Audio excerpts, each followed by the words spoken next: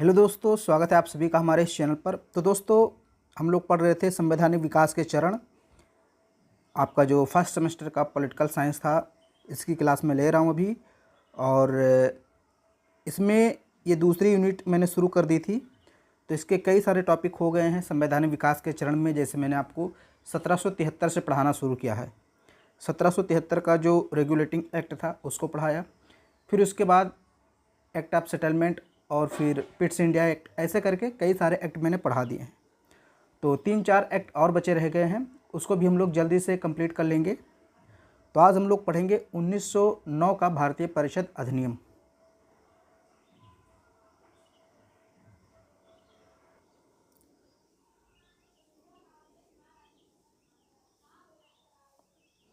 संवैधानिक विकास के चरण, भारतीय परिषद अधिनियम, या इसी को मार्ले मिंटो सुधार भी कहते हैं। ये 1909 में ये एक्ट आया था।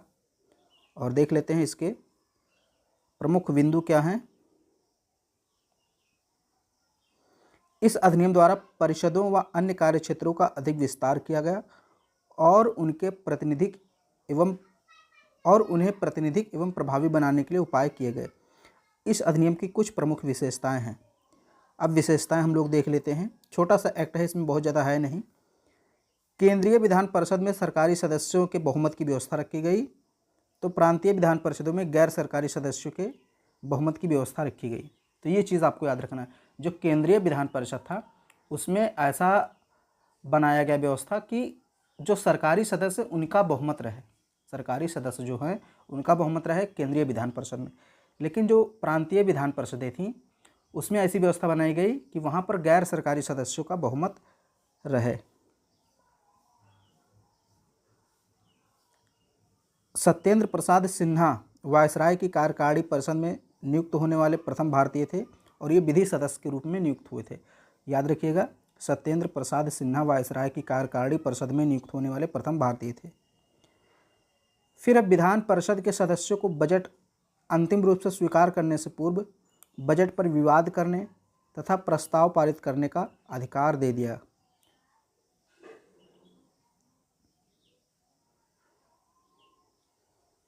सदस्यों को सार्वजनिक हित से संबंधित विषयों की विवेचना करने, प्रस्ताव पारित करने का भी अधिकार दिया गया। तो जो विधान परिषद के या विधान सभा के जो भी सदस्य होते थे उनको सार्वजनिक हित से संबंधित कोई विषय है तो उस पर विवेचना करने यानी बातचीत करने, बहस करने और प्रस्ताव पारित करने का भी अधिकार दे दिया गया।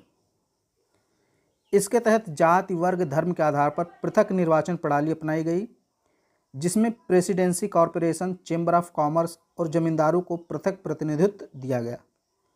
अब ये जो पॉइंट है अगला, इसको याद रखिएगा। पहली बार केंद्रीय विधान परिषद में मुस्लिम वर्ग के लिए पृथक निर्वाचन व्यवस्था की गई। ये बहुत बार पूछा गया है, तो ये जरूर याद रखिएगा। तो इतने पॉइंट थे इसमें। और इसको जैसा कि आपको बता ही दिया शुरुआत में कि मार्ले मिंटो सुधार भी कहते हैं। तो लॉर्ड मिंटो जो थे भारत के वायसराय थे और जॉन मार्ले इंग्लैंड में भारत के राज्य सचिव थे, इसलिए इसको मार्ले मिंटो सुधार भी कहते हैं। लॉर्ड मिंटो को सांप्रदायिक निर्वाचन के जनक के रूप में जाना जाता है। तो ये 4 मिनट की वीडियो थी मुश्किल से, और ये छोटा सा अधिनियम था। इसके बाद जो अधिनियम है 1919 का, वो थोड़ा सा बड़ा है, और फिर 1935 का। उसके बाद छोटे छोटे 1-2 अधिनियम है, जैसे 1947 का, जब हमारा देश आज़ाद हुआ था। उसके बाद आपका ये टॉपिक कंप्लीट हो जाएगा। तो मैं कोशिश करूँगा कि एक दिन में 2 या 3 वीडियो जल्दी जल्दी अपलोड कर दूँ। तो अगर चैनल आपको पसंद आ रहा है, कंटेंट आपको पसंद आ रहा है, लग रहा है कि आपके फ़ायदे के लिए, तो आप चैनल को सब्सक्राइब जरूर कीजिए और वीडियो पसंद आए तो उसको लाइक कर दीजिए।